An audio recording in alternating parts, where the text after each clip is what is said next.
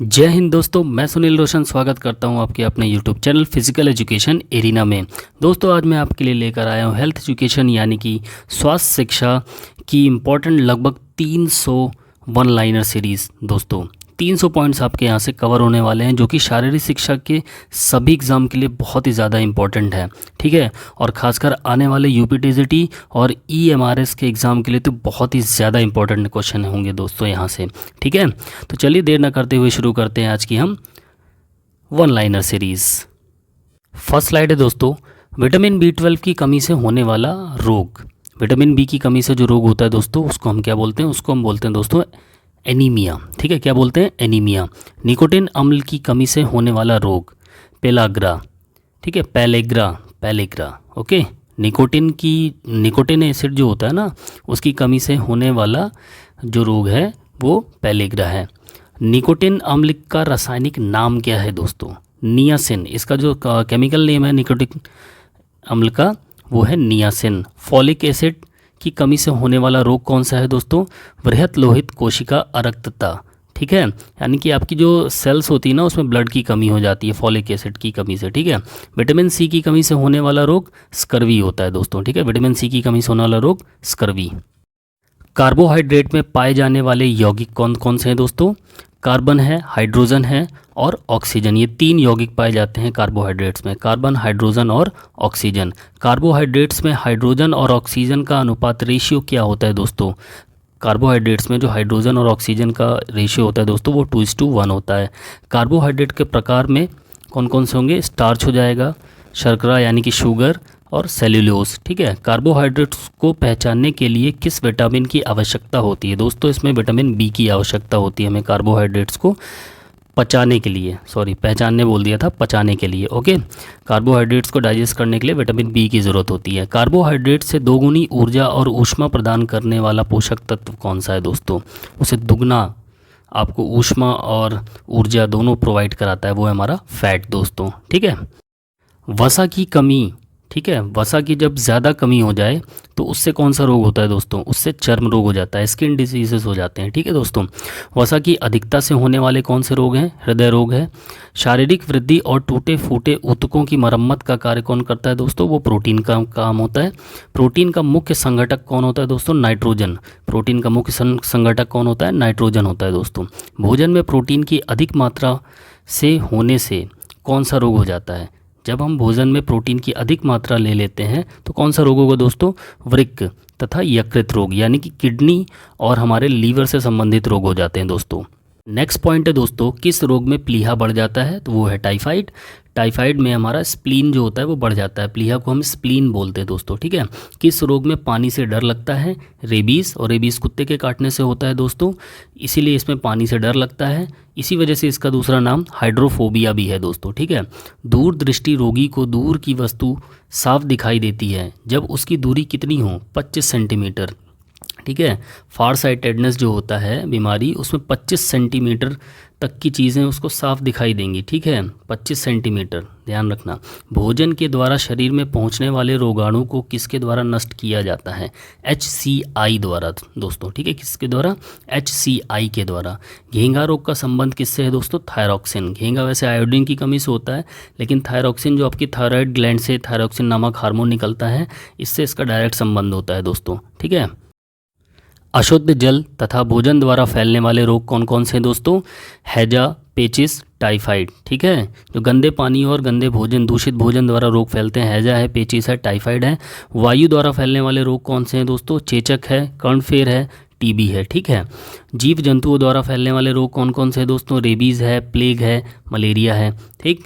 और फिर इसके बाद है क्वाशरकोर या क्वाशियोरकर रोग किस तत्व की कमी से होता है? जब आपकी बॉडी में दोस्तों प्रोटीन की कमी होने लगेगी तो क्वाशियोरकर नामक बीमारी से प्रभावित हो सकते हैं आप, ठीक है। अगला पॉइंट है दोस्तों, डिप्थीरिया बीमारी से बचने के लिए कौन सा इंजेक्शन लगता है? DPT का इंजेक्शन लगता है दोस्तों डिप्थीरिया की बीमारी से बचने के लिए। डिप्थीरिया रोग किस कीटाणु से होता है दोस्तों? तो ये होता है क्लोबस बैसिलस से, ठीक है। डिप्थीरिया रोग जो होता है वो कौन से कीटाणु से होता है? क्लोबस बैसिलस से।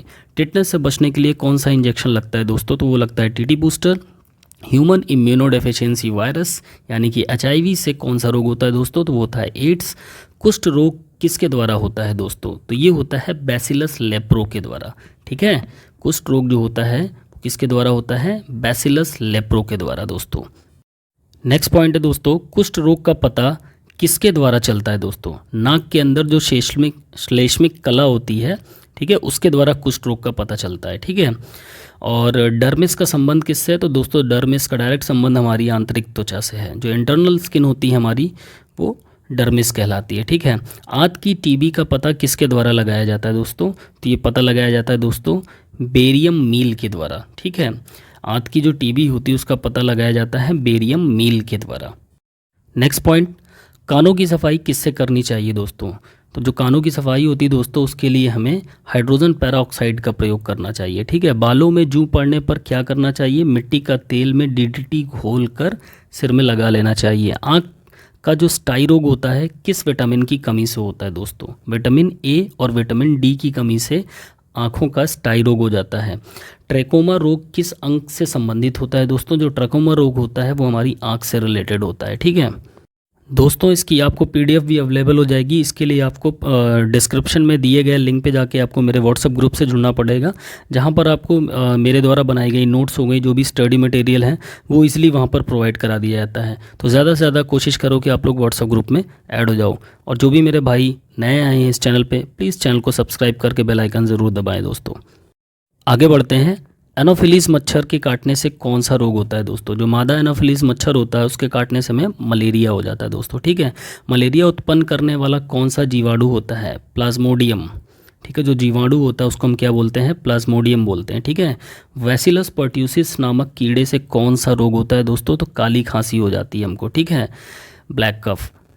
बैसिलस पर्ट्यूसिस नामक कीड़े से काली खांसी होती है। बैरियोला वायरस से होने वाला रोग कौन सा है दोस्तों? तो वो है चेचक। ठीक है, चेचक किससे होता है? बैरियोला वायरस से होता है। ठीक है, और चेचक एक वायरल डिसीज़ है। ठीक है, आगे बढ़ते हैं, खिलाड़ी को प्रतियोगिता के आरंभ होने से कितने घंटे पूर्व यानी कि पहले तक ठोस आहार नहीं लेना चाहिए? 3 घंटे पहले, यानी कि आपका जो कंपटीशन है उससे 3 घंटे के बीच में अंदर आपको कोई भी सॉलिड चीज़ नहीं खानी है दोस्तों। ठीक है, विश्व स्वास्थ्य दिवस कब मनाया जाता है? 7 अप्रैल को मनाया जाता है। मानसिक स्वास्थ्य विज्ञान को किसने शुरू किया था? C.W. बियर्स ने। ठीक है, C.W. बियर्स ने मानसिक स्वास्थ्य विज्ञान को स्टार्ट किया था। फिर आगे बढ़ते हैं, तो दोस्तों स्वास्थ्य का प्रमुख घटक कौन कौन से हैं? शारीरिक, मानसिक तथा सामाजिक स्वास्थ्य। ठीक है, हेल्थ के जो 3 प्रमुख घटक हैं वो है हमारा फिजिकल, मेंटल और सोशल। ठीक है, त्वचा की रक्षा न करने से कौन सा रोग होता है दोस्तों? दांत, खाज, खुजली। अगर स्किन की आप केयर नहीं करेंगे तो ये तीनों चीज़ें आपको हो सकती हैं दोस्तों। नेक्स्ट है, दांतों की स्वच्छता न करने से होने वाला रोग। कैरीज जो रोग होता है दोस्तों वो हमारे दांतों से संबंधित होता है। ठीक है, कैरीज रोग का संबंध किससे होता है? दांतों की बाह्य परत से, मतलब दांतों में भी किसमें जो बाहर की परत होती है, फर्स्ट लेयर होती है आपके टीथ की, उससे कैरीज रोग हो जाता है। ठीक है, इनेमल किसमें होता है? ये हमारे दांतों में पाया जाता है दोस्तों। किस रोग में मसूड़े सूज जाते हैं और लाल होते हैं और साथ में खून भी निकलता है? तो वो होता है स्कर्वी। ठीक है, स्कर्वी रोग भी दांतों से संबंधित होता है हमारे मसूड़ों से। ठीक है, साधारणतया 5 वर्ष तक के बच्चे को प्रतिदिन कितनी कैलोरी की आवश्यकता होती है दोस्तों? अगर 5 साल का बच्चा है तो उसको कितनी कैलोरी चाहिए होगी? 1100 से 1300 के बीच में कैलोरी की ज़रूरत पड़ती है अगर वो बच्चा 5 वर्ष तक का है। ठीक, हमेशा बैठे रहने वाले एक वयस्क पुरुष को प्रतिदिन कितनी कैलोरी की आवश्यकता पड़ती है? यानी कि एक वयस्क पुरुष है जो कोई काम नहीं करता है, हमेशा बैठा रहता है, तो उसे 2500 से भी 3000 कैलोरी की ज़रूरत पड़ती है दोस्तों। ठीक है, 2500 से 3000। बहुत कठिन परिश्रम करने वाले पुरुष या कठिन प्रशिक्षण लेने वाले एथलीट को प्रतिदिन कितनी कैलोरी की आवश्यकता होती है दोस्तों? तो 4500 से 6500 के बीच में कैलोरी की ज़रूरत होती है। ठीक है, मिनिमम 4500, मैक्सिमम 6500। ठीक है, जो बहुत ही अच्छी एथलीट होते हैं, जो कड़ी मेहनत करते हैं उनके लिए। नेक्स्ट है, गर्भवती महिला को प्रतिदिन कितनी कैलोरी की आवश्यकता होती है दोस्तों? एक प्रेग्नेंट लेडी के लिए कितनी कैलोरी की ज़रूरत पड़ेगी? डेली 2700 कैलोरी चाहिए ही चाहिए कम से कम। ठीक है, सामान्य अभ्यास करने वाले एथलीट को प्रतिदिन प्रति किलो वज़न की दर से कितने ग्राम प्रोटीन लेना चाहिए दोस्तों? ठीक है, एक नॉर्मल एथलीट है तो उसे अपने प्रति किलो वेट के हिसाब से कितने ग्राम प्रोटीन चाहिए? उसको चाहिए दोस्तों 1.2 ग्राम। ठीक है, पर केजी के हिसाब से। गहन प्रशिक्षण प्राप्त करने वाले एथलीट को प्रतिदिन शरीर के प्रति किलो वजन की दर से प्रोटीन की मात्रा लेनी चाहिए, 2.5 ग्राम मात्रा लेनी चाहिए। ठीक है। नेक्स्ट, शरीर में ऊतकों को सुचारू रूप से चलाने में सहायक खनिज लवण कौन से हैं दोस्तों? जो मिनरल्स होते हैं जो बॉडी में टिश्यूज़ को अच्छे से चलाने में हेल्प करते हैं, वो कौन है? Sodium chloride, NaCl। ठीक है, सोडियम क्लोराइड ही वो मिनरल है जो आपके टिश्यूज़ को सुचारू रूप से चलाते हैं। ठीक है, सोडियम क्लोराइड को और क्या कहा जाता है? नमक भी बोलते हैं इसको हम। शरीर का 90% हिस्सा किससे निर्मित है दोस्तों? तो वो वाटर यानी कि पानी से। मनुष्य के जल के तापमान को नियंत्रित किससे किया जाता है? ये भी पानी से ही कंट्रोल किया जाता है। शरीर की शक्ति की मापन इकाई क्या है दोस्तों? तो वह है कैलोरी। ठीक है, शक्ति यानी कि ऊर्जा हो गई। ठीक है, किससे मापी जाती है? कैलोरी में मापी जाती है। ओके। नेक्स्ट है, 1 ग्राम कार्बोहाइड्रेट से कितनी कैलोरी प्राप्त होती है दोस्तों हमको? तो वो 4 कैलोरी प्राप्त होती है। 1 ग्राम वसा से कितनी कैलोरी प्राप्त होती है? 9 कैलोरी प्राप्त होती है दोस्तों। 1 ग्राम प्रोटीन से कितनी कैलोरी प्राप्त होती है? तो वो 4 कैलोरी प्राप्त होती है दोस्तों। ठीक है, आगे बढ़ते हैं दोस्तों। विटामिन के की कमी से होने वाला रोग, हेमरेज। ठीक है, ब्रेन हेमरेज हो सकता है हमको, नसें फट सकती हैं सर की, क्योंकि विटामिन के क्या होता है ना दोस्तों, विटामिन के आपके ब्लड कोगुलेशन में मदद करता है, खून का थक्का जमाने में मदद करता है। और विटामिन के की कमी हो जाएगी तो आपके ब्लड में जो फाइब्रिनोजन होता है ना, उसकी कमी होने लग जाएगी। ठीक है, तो आपको ब्रेन हेमरेज होने की संभावना पूरी बढ़ जाती है। विटामिन के का रासायनिक नाम क्या है दोस्तों? तो इसका रासायनिक नाम है नेप्थोक्यूनोन। ठीक है, विटामिन के का रासायनिक नाम है नेप्थोक्यूनोन। वसा में घुलनशील विटामिन कौन सी है? That is ADEK। ठीक है, और जो बच गई वो आपके पानी में घुलनशील हो जाएंगी। हमारे शरीर में लगभग कितने खनिज लवण पाए जाते हैं? तो टोटल 18 पाए जाते हैं मिनरल्स दोस्तों। कैल्शियम और फास्फोरस मुख्यतः किस में सहायक होते हैं? ये हमारे हड्डियों के निर्माण में सहायक होते हैं, कैल्शियम और फास्फोरस। नेक्स्ट है, मनुष्य के शरीर में रक्त के माध्यम ऑक्सीजन पहुंचाने का कार्य कौन करता है? दैट इज लोहा यानी कि आयरन। दोस्तों देखो, मनुष्य के शरीर में जो ब्लड के माध्यम से ऑक्सीजन पहुंचता है ना, उसमें कौन काम करता है? आयरन करता है उसको पहुंचाने का काम। ठीक है, और लोहे की कमी से शरीर में कौन सा रोग हो जाता है? यानी आयरन की कमी से बॉडी में कौन सा रोग होगा? एनीमिया, खून की कमी। आयोडीन की कमी से होने वाला रोग, घेंगा, पीछे डिस्कस कर चुके हैं। घेंगा को हम ग्वाइटर बोलते हैं दोस्तों। उम्मीद करता हूँ आपको वीडियो पसंद आ रही होगी। अगर वीडियो पसंद आ रही तो वीडियो पे एक लाइक तो बनता है दोस्तों, तो फटाफट से सारे लोग लाइक कर दीजिए वीडियो को, जिसने भी लाइक नहीं किया है, और ज़्यादा से ज़्यादा शेयर कर दीजिए दोस्तों। अच्छी इन्फॉर्मेशन है, सभी के पास पहुँचनी चाहिए। ठीक है, नेक्स्ट है, विटामिन सी का रासायनिक नाम एस्कॉर्बिक एसिड। ठीक है, विटामिन सी का रासायनिक नाम क्या है दोस्तों? एस्कॉर्बिक अम्ल यानी कि एस्कॉर्बिक एसिड। विटामिन सी जो होता है प्रचुर मात्रा में किस में पाया जाता है? ज़्यादातर आंवला, संतरा, अमरूद। ठीक है, संक्रामक रोगों से बचाव एवं घाव के जल्दी भरने में कौन सा विटामिन सहायक होता है दोस्तों? Vitamin C. बहुत ही ज़्यादा इंपॉर्टेंट क्वेश्चन है, ये पॉइंट है। कम्युनिकेबल डिसीजेस से बचने के लिए हमें विटामिन सी बहुत ज़्यादा सहायक होता है, क्योंकि ये घाव को जल्दी भरने में मदद करते हैं। ठीक है, विटामिन डी की कमी से होने वाला रोग है हमारा रिकेट्स। ठीक है, क्या होता है? रिकेट्स होता है, सूखा रोग जिसको बोलते हैं। विटामिन डी का रासायनिक नाम क्या है दोस्तों? तो ये है कैल्सीफेरॉल। ठीक है, विटामिन डी का रासायनिक नाम क्या होगा? कैल्सीफिरॉल या फेरॉल भी हो सकता है। ठीक है, नेक्स्ट है, सूर्य की किरणों से कौन सा विटामिन प्राप्त किया जा सकता है? That is vitamin D.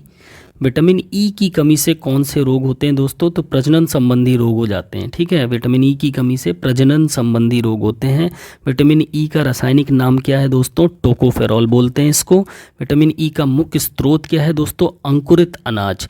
ठीक है, जितने भी अंकुरित अनाज होते हैं वो विटामिन ई के प्रचुर मात्रा में उनके स्रोत होते हैं। जैसे आपका चना हो गया है ना, और मूंग हो गई, इन सब में विटामिन ई जो होता है वो बहुत ही ज़्यादा मात्रा में होता है। नेक्स्ट है दोस्तों, विटामिन ए की कमी से होने वाला रोग, दैट इज रतौंधी यानी कि नाइट ब्लाइंडनेस। विटामिन ए का रासायनिक नाम क्या है दोस्तों? रेटिनॉइड्स है, रेटिनॉल भी बोल सकते हैं।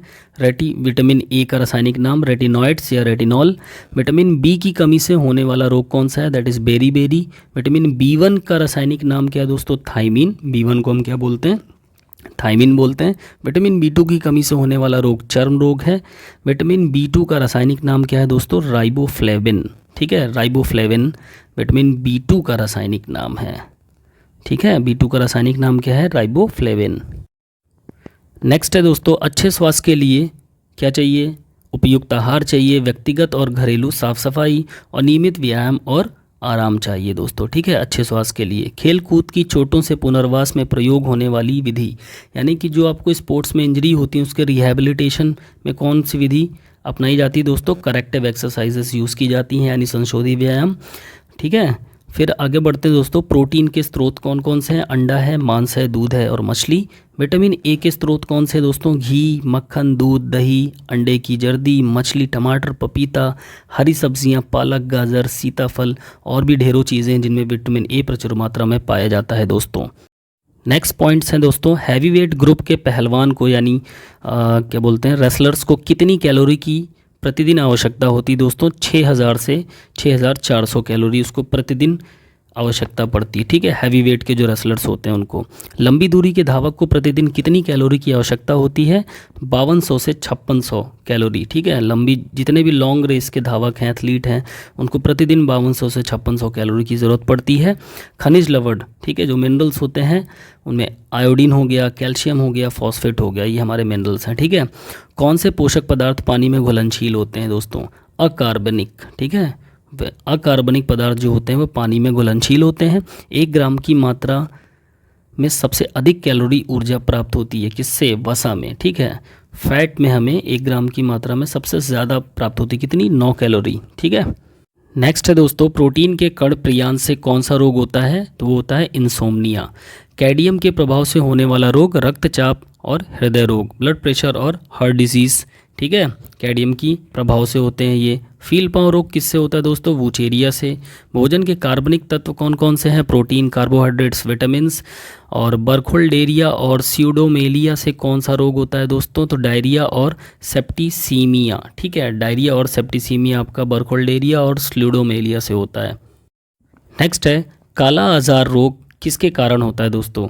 ये होता है लीशमानिया से, ठीक है। काला आजार रोग लीशमानिया से होता है। स्ट्रेप्टोकोक्ल, ठीक है, स्ट्रेप्टोकोक्ल हीमोलिटिक्स कीड़ों के कारण कौन सा रोग होता है? लाल ज्वर, ठीक है, रेड फीवर। स्ट्रेप्टोकोक्ल हीमोलिटिकस जो कीड़े होते हैं इनके कारण जो रोग होता है वो होता है रेड फीवर दोस्तों, ठीक है। यदि किसी व्यक्ति के शरीर में इंटरफेशन बन रहा है तो वह किस रोग से ग्रसित होता है दोस्तों? खसरा से, ठीक है, समझ में आया। यदि किसी रोग व्यक्ति के शरीर में क्या है? इंटरफेशन बन जाए, ठीक है, तो वह किस रोग से ग्रसित होगा? वह खसरा से ग्रसित होगा दोस्तों। चलिए आगे बढ़ते दोस्तों, संधियों के इन्फ्लेमेशन का कौन सा रोग है? ठीक है, जो जॉइंट्स में इन्फ्लेमेशन होता है कौन सा रोग है? अर्थराइटिस है दोस्तों, ठीक है, अर्थराइटिस। किस रोग के रोगाणुओं को प्रभावहीन बनाकर शरीर में पहुंचाने को क्या कहते हैं? यानी किसी रोग के जो रोगाणु होते हैं उनको एकदम बेकार करके प्रभावहीन बनाकर शरीर में पहुंचाने को क्या बोलते हैं दोस्तों? टीकाकरण बोलते हैं, वैक्सीनेशन, ठीक है। चेचक के टीके की खोज किसने की थी? एडवर्ड जिनर ने की थी। रेबीज़ के इलाज की खोज किसने की थी? लुइस पास्चर ने की थी। काला जार रोग किस अंग को प्रभावित करता है दोस्तों? मज्जा को प्रभावित करता है। भारत में मलेरिया उन्मूलन कार्यक्रम किस सन से चलाया गया दोस्तों? 1958 से, ठीक है। भारत में जो मलेरिया उन्मूलन कार्यक्रम है वो 1958 में चलाया गया था। इंपॉर्टेंट पॉइंट है ये। नेक्स्ट है, धूम्रपान के सेवन से कौन तत्व दिल की धड़कन और रक्तचाप को बढ़ा देता है? जो भी सिगरेट बीड़ी वगैरह पीते हैं उसमें से कौन सा ऐसा तत्व है जो आपके ब्लड प्रेशर और धड़कन को बढ़ाता है लोगों की? एडर्नहिल बोलते हैं उसको, ठीक है। क्या बोलते हैं? एडर्नहिल है जो क्या करता है? दिल की धड़कन और रक्तचाप को बढ़ा देता है। नारकोटिक्स का प्रभाव किस पर पड़ता है दोस्तों? तो सीधे हमारे मस्तिष्क, हमारे ब्रेन पर पड़ता है। नारकोटिक्स क्या है? नारकोटिक्स एक प्रकार का नशीला पदार्थ है दोस्तों। धूम्रपान का फेफड़ों पर क्या असर पड़ता है? फेफड़ों के जो ऊतक होते हैं, टिश्यूज़, वो नष्ट हो जाते हैं दोस्तों। नेक्स्ट है, एथलीट फुट क्या है? एथलीट फुट एक बीमारी है दोस्तों। एथलीट फुट में क्या होता है दोस्तों? पानी में जो अक्सर ज़्यादा काम करते हैं ना, उनकी उंगलियों के बीच में आपने देखा होगा सड़न वगैरह, स्किन निकलने लग जाती है ना, सफ़ेद पड़ करके, वही एथलीट फुट होता है दोस्तों। एक प्रकार की बीमारी है ये। उन लोगों को ज़्यादा होती है जो पानी में ज़्यादा काम करते हैं या ज़्यादा देर तक पानी में रहते हैं। हेमाटोमा क्या होता है दोस्तों? ठीक है, सॉरी, हेमाटोमा क्यों होता है? चोट लगने की वजह से, ठीक है। चोटिल स्थान का उपचार ठंडा जल और गर्म जल के साथ बारी बारी से किया जाता है, तो उसे क्या बोलते हैं दोस्तों? उसको हम कंट्रास्ट बाथ बोलते हैं, ठीक है। यानी ठंडा पानी और गर्म पानी दोनों को बारी बारी से प्रयोग करने पे क्या होता है? कंट्रास्ट बाथ इसको बोलते हैं दोस्तों, ठीक है। चोटिल स्थान पर ठंडी विधि का प्रयोग करने से अंदर रक्त नलिकाओं में परिवर्तन क्या होता है?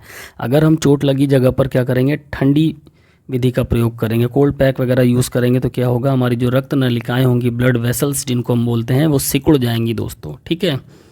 नेक्स्ट है, यदि संपूर्ण शरीर में दर्द हो या शरीर के जोड़ों में दर्द हो तो कौन सा उपचार होता है दोस्तों? Steam bath. स्टीम बाथ हम किस कंडीशन में देंगे? जब पूरी बॉडी में पेन हो या शरीर के जॉइंट्स में दर्द हो तो हम इस कंडीशन में स्टीम बाथ दे सकते हैं। ठीक है।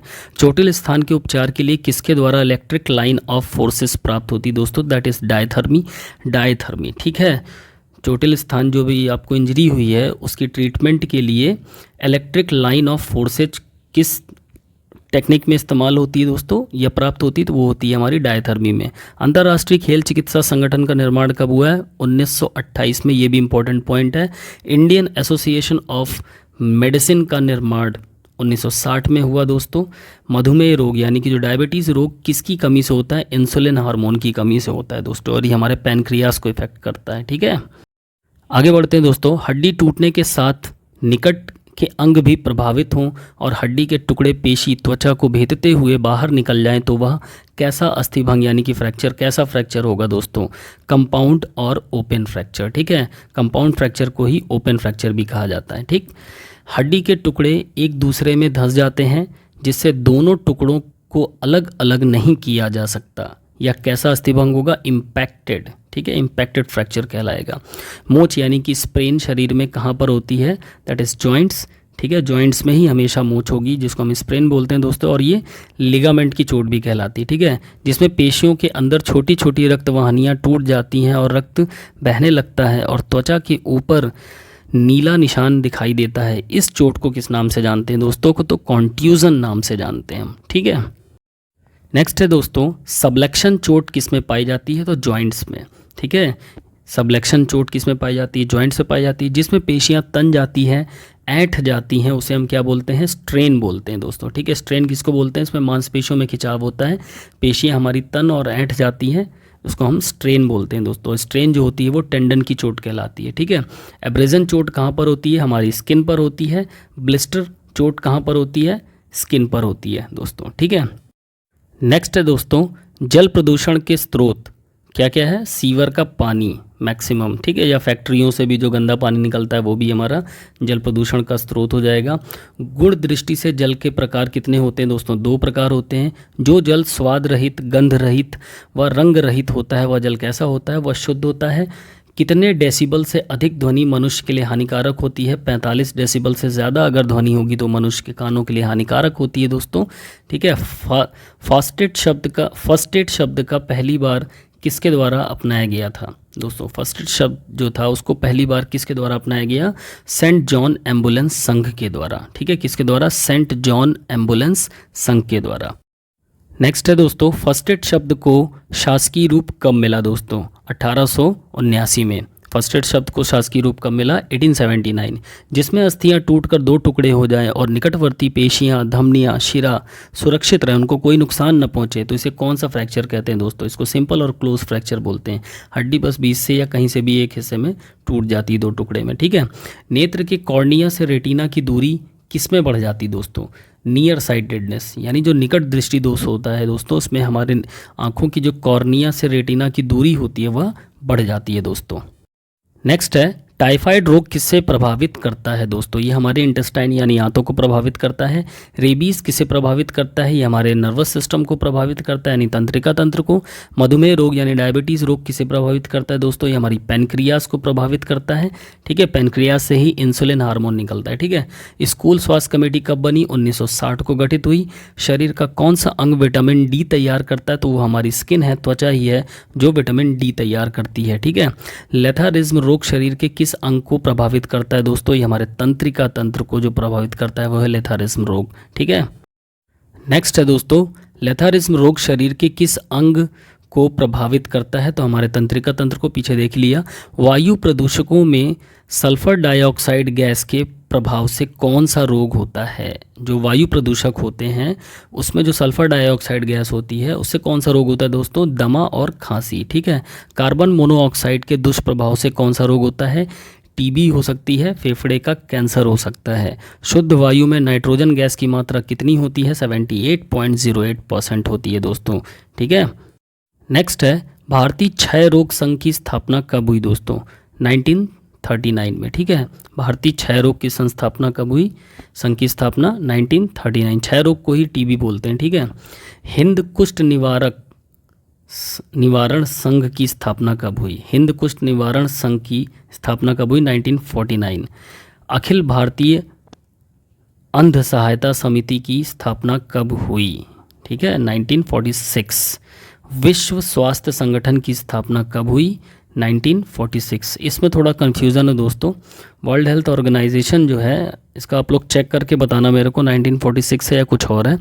विश्व स्वास्थ्य संगठन का मुख्यालय कहाँ है? जिनेवा में है दोस्तों, स्विट्ज़रलैंड, जिनेवा। ठीक है, WHO का जो मुख्यालय है।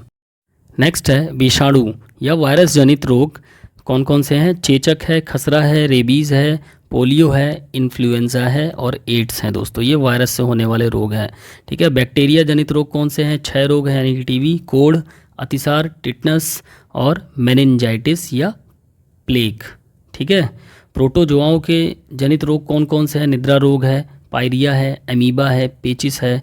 ठीक है, और मलेरिया भी आता है इसमें। ठीक है, मलेरिया बीमारी किसे प्रभावित करती है दोस्तों? ये हमारे जिगर यानी कि हमारे लीवर को, यकृत को प्रभावित करती है दोस्तों। ठीक है, नेक्स्ट है शरीर का तापमान हमेशा कितने सेंटीग्रेड होना चाहिए?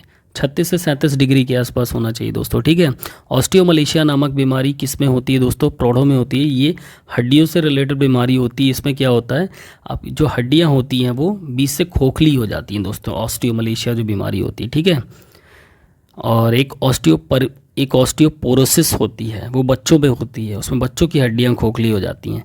किस विटामिन की कमी से हीमोफीलिया रोग हो जाता है? विटामिन के की कमी से हीमोफीलिया में खून पतला हो जाता है दोस्तों। ठीक है, क्या हो जाता है? हीमोफीलिया में खून आपका पतला हो जाता है। किस विटामिन की कमी से पेलेग्रा रोग होता है? Vitamin B5। चेक करिएगा इसको भी एक बार, पीछे हमने डिस्कस किया है वैसे।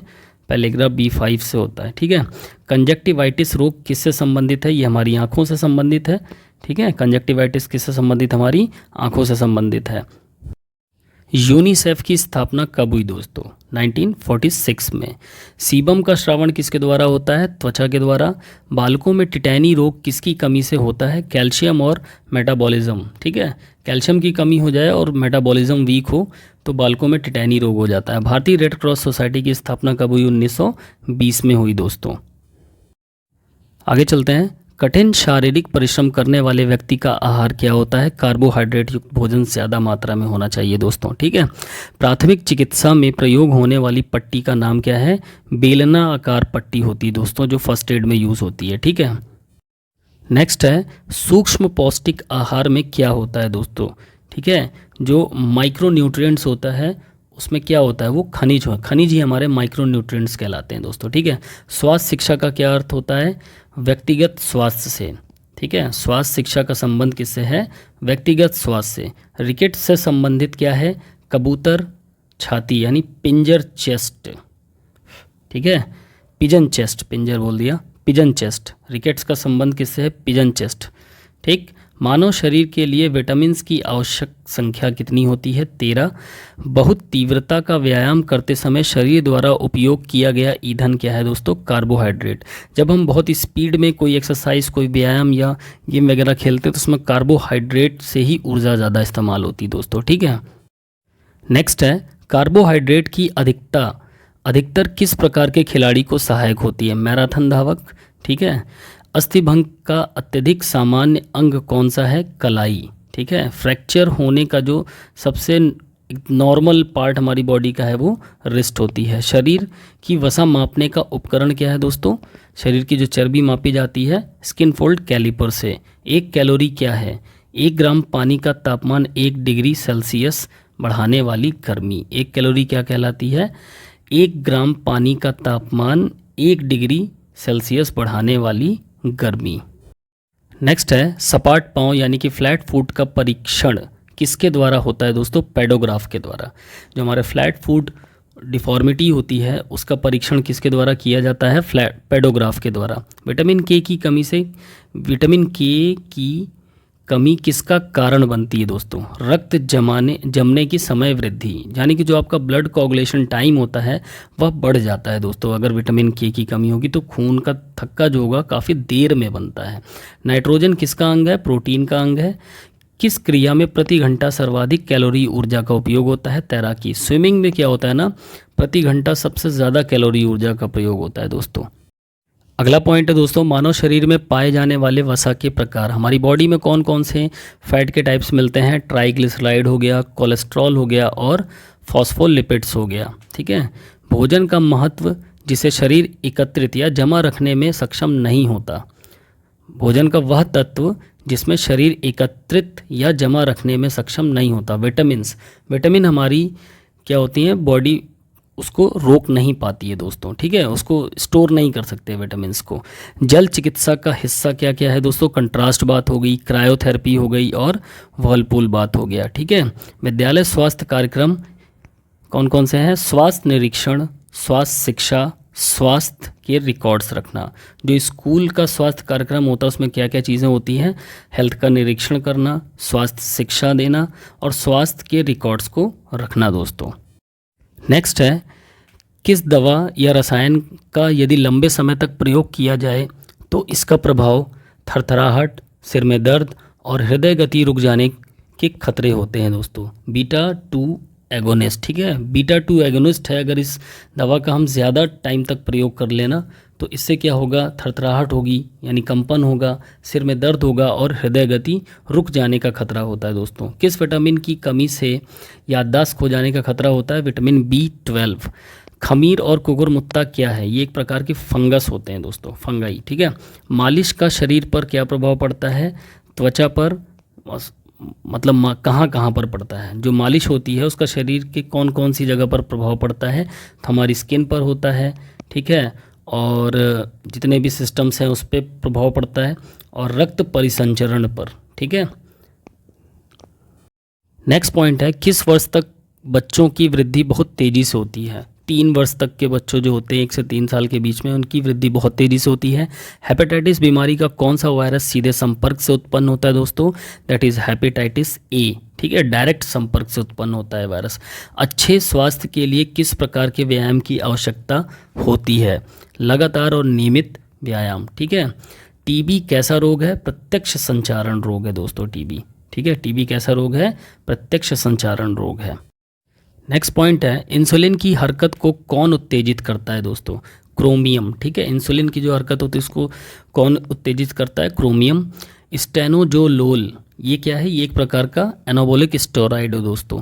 WHO के अनुसार प्रतिदिन ली जाने वाली सोडियम की मात्रा क्या होगी दोस्तों? 1.7 यानी 1.7 ग्राम तथा 5 ग्राम नमक प्रतिदिन प्रयोग करना चाहिए दोस्तों। ठीक है। मानव शरीर के वजन का कितना हिस्सा खनिज तत्वों से बना है? तो ये 4% हिस्सा जो मानव शरीर का है, ठीक है, उसका वज़न लिया जाए तो वो 4% होगा। ठीक है, मानव शरीर के वज़न का कितना हिस्सा खनिज से बना है? 4%। यानी जो हमारी बॉडी है उसका जो वेट होता है उसमें 4% जो होता है वो मिनरल्स का होता है। ठीक है। नेक्स्ट है, WHO के अनुसार एक व्यक्ति मोटापे से ग्रस्त माना जाता है यदि उसका बॉडी मास इंडेक्स कितना हो जाए? 30 के बराबर या अधिक हो जाए तो वह मोटापे से ग्रस्त माना जाता है। ठीक है, देख लेते हैं इधर। तो अगर 30 के बराबर या उससे अधिक है तो मोटापे से ग्रस्त होगा। 25 से 29.9 के बीच में है तो उसका वेट अधिक माना जाएगा। 18.5 से 24.9 के बीच में है तो सामान्य वेट माना जाएगा। और 18.5 से नीचे अगर उसका BMI है तो वो बिलो वेट माना जाएगा। ठीक है, कम भार माना जाएगा। अगला पॉइंट है दोस्तों, टिटनेस रोग के बैक्टीरिया का क्या नाम है? तो इसका नाम है क्लोस्ट्रीडियम टिटेनी। ठीक है। कौन सा रोग मनोदैहिक यानी साइकोसोमैटिक रोग के रूप में श्रेणीगत किया गया है? अस्थमा। अस्थमा क्या है? यह एक एलर्जी जनित रोग है दोस्तों जिसमें श्वास नलिकाओं का बार बार प्रवेगी संकुचन होता है। ठीक है, इसमें और तथा रोगी को निःश्वास कष्ट श्वास होता है। ठीक है। नेक्स्ट है, खाज, खुजली, खारिश विटामिन B2 की कमी से। मलेरिया एक प्रकार का परजीवी, ठीक है, प्लाज्मोडियम से होता है। नेक्स्ट है, मच्छरों के प्रकार में कौन डेंगू फैलाता है? तो एडीज एडीज एजिप्टी, ठीक है। प्रत्येक व्यक्ति की संहति का लगभग 99% भाग किन 6 तत्वों से बना है? Carbon, oxygen, hydrogen, nitrogen, phosphorus और कैल्शियम।